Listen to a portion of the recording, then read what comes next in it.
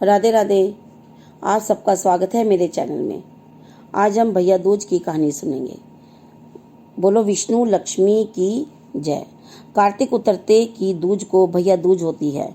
भैया दूज को अपने भाइयों को बहनें जिमाती हैं और अपने हाथों से टीका लगाती हैं और नारियल देती हैं।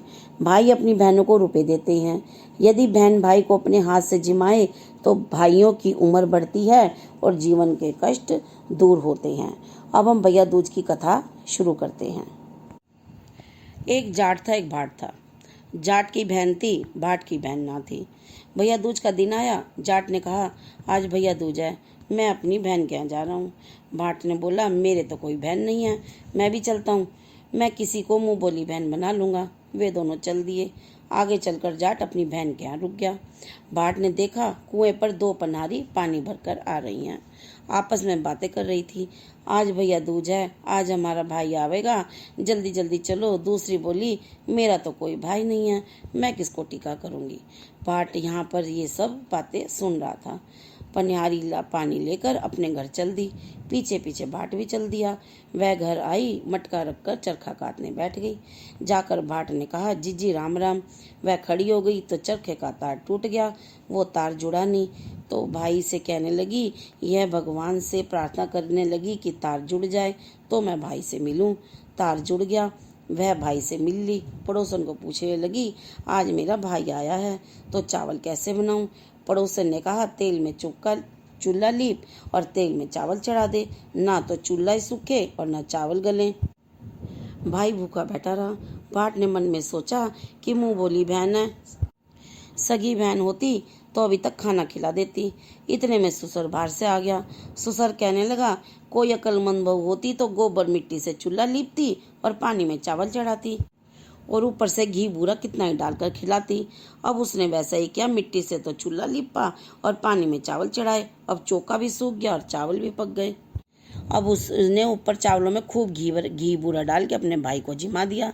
भाई को रहते हुए 3 दिन हो गए। भाई कहता कि बहन मैं अपने घर जाऊंगा। बहन मना करती रहती, लेकिन भाई कहता कि मैं अपने घर जाऊंगा। बहन ने सास नंद की चोरी से रात को चावल पीस कर पिन्नी बनाई और अपने भाई को दे दी। उसमें सांप पिस गया। पिन्नी लेकर भाई चला गया। सुबह उठकर देखती है कि उसमें सांप पिसा हुआ है। सांप को पिसा हुआ देखकर बहन भाई के पीछे पीछे जाती है।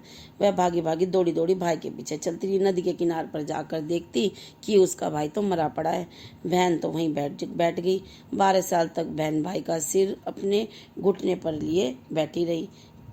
किक्कर बोलती है, काटे काट कटैली लागे, काटे कटैली का फूल, फूल तोड़ माथे लगा ले, सोता बीर जगा ले।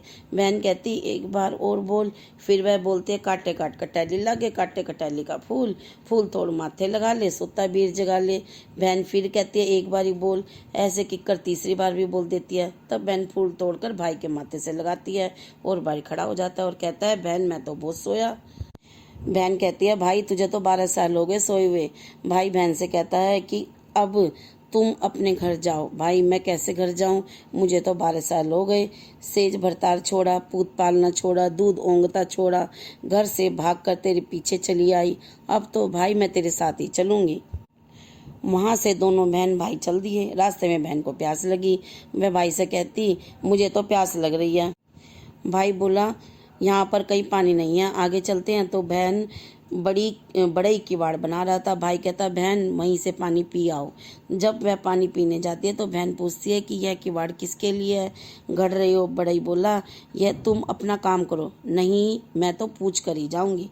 बड़ई कहता है, एक बुढ़िया है, जब वह मरेगी तब उसकी छाती पर यह किवाड़ जड़ेंगे। वह पूछती है कि इसका उपाय क्या है। वह बोला कि उसके 7 बेटे थे, 6 मर गए, अब 7वें की बारी है। कोई बुआ हो या बहन हो तो सारे काम अशुभ करे तो माँ जिंदा रहेगी। बहन कहती है कि फिर इसका उपाय बताओ, क्योंकि इसका मुंह बोला भाई उस बुढ़िया का 7वां बेटा है। बड़ा ही बताता है कि जिस वक्त लड़के की सगाई आए तो लोटे से कर ले, बान होवे तो भी लोटे से कर ले। जिस वक्त मोड़ बांधे उस जगह पर फूस का फूला बांधे। दरवाजे से बारात नहीं निकाले, दीवार तोड़कर वहां से निकाले। मर्दाना वेश भरकर बहन बारात के साथ जाए। अब एक करवा ले और एक लाठी ले ले। जिस वक्त भाई फेरों पर बैठे हो तो नाग आएगा, तब उस नाग को हंडिया में डाल ले। फिर नागिन आएगी तो उससे वचन भरवा लेना। जब वह वचन भर ले तब नागिन से कहे कि मेरे सातों भाई और सातों भाभीियों को छोड़ दे। और वह कहेगी पापी हत्यारी, तूने मुझे ठग लिया, जा अब छोड़ती हूँ। तो उसने उसके सातों भाई और साती भाभीियों को छोड़ दिया। तब सातों घोड़े और सातों डोले आए तो बहन सबको लेकर बारात के साथ वापस आती है। बुढ़िया सोचती है कि जो मेरे साथ होता है वही होगा। 6 तो मरे थे, अब 7वें की बारी है। इतने में सब आते दिखाई देते हैं तो पड़ोसन कहती है तेरे साथ तो बेटे बहू आ रहे हैं। बुढ़िया कहती है कि तू हंसी नहीं करेगी तो कौन करेगा। तो पड़ोसन कहती है नहीं नहीं, हम सच कह रहे हैं, तेरी बेटी भी आ रही है। बुढ़िया बोली अगर अब आ रहे हैं तो बेटी की पगड़ी, बहू की चुंदरी और मेरी आंख के जाले, कानों के ताले खुल जाएं। तब वैसा ही हो गया। फिर वह बुढ़िया को सारी कहानी सुनाती है तो सब खुश हो जाते हैं। माँ और भाई ने अपनी बहन को बहुदंड देकर विदा किया। जैसा उसको भाई मिला वैसा सबको मिले। बोलो भैया दूज की जय। बोलो विष्णु लक्ष्मी की जय। आप वीडियो को लाइक शेयर सब्सक्राइब जरूर कीजिए और बेल वाला बटन दबा दें ताकि आपको आगे आने वाली कथा जल्द ही मिल जाए। राधे राधे।